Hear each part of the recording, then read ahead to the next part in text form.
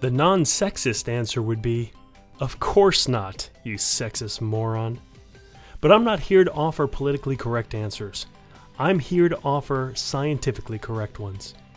The actual answer is much more complex than a yes or no answer, and not at all sexist, since it considers both genders equally. So before you get all offended with the idea that sticking to traditional and even stereotypical gender roles can possibly result in a more satisfying marriage, domestic partnership, or intimate relationship, keep watching. Gender roles are defined partly by biology, culture, and society, with each role comprising a varied mixture of each influence. For example, while the woman does the breastfeeding, is 100% biologically influenced, the woman stays at home with the children is much more culturally influenced. The cultural and societal norms are generally a result of the biological influences, but this is a very slippery slope.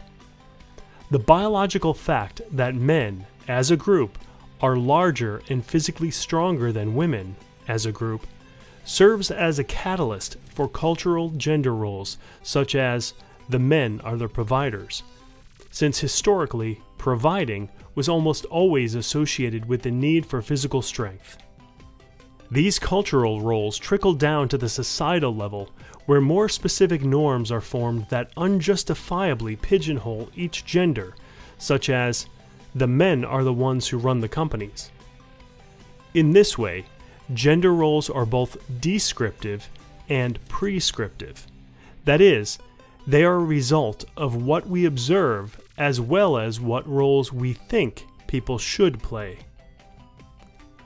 Rarely does a discussion of gender roles take place without someone mentioning how their grandparents, who adhere to the strict 1950s gender roles, have been happily married for over 60 years.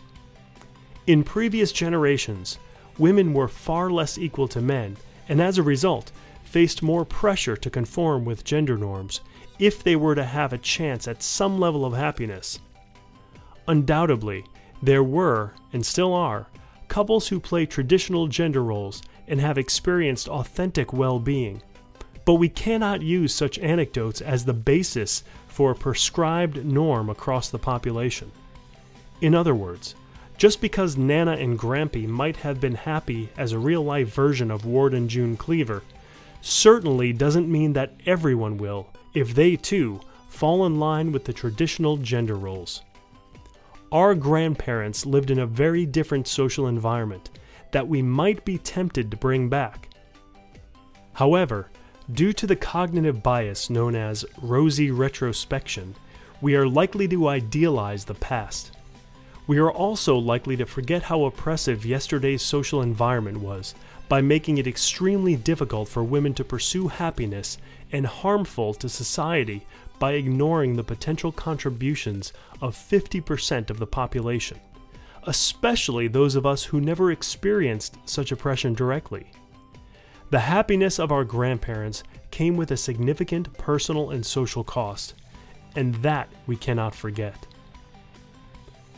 Each of us is different, no matter what our gender. We all have different levels of ambition, goals, and desires.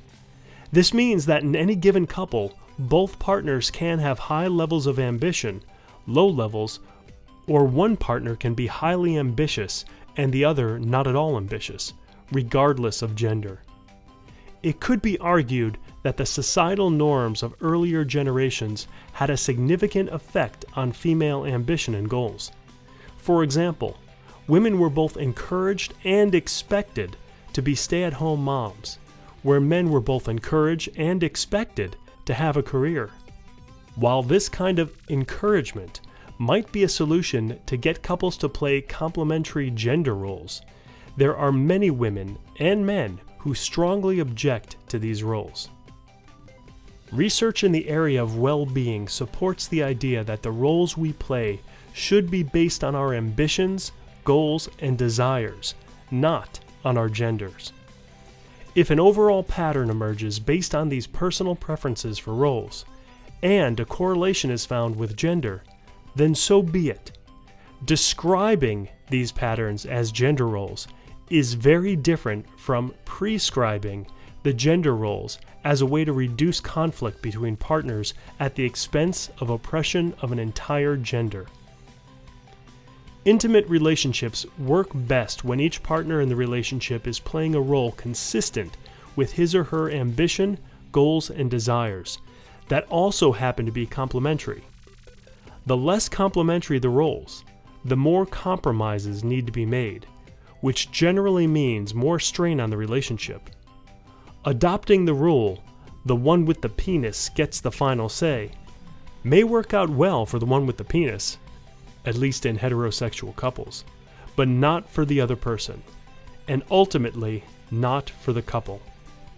Roles should be discussed prior to entering a relationship, as well as during the relationship, since ambition, goals, and desires frequently change throughout a person's life. If a relationship is authentically better, where each partner is sticking to their traditional gender role, it's in spite of this fact, not because of it. The gender role only plays a moderating effect. It's the adherence to roles that are consistent with each partner's ambitions, goals, and desires that matters most.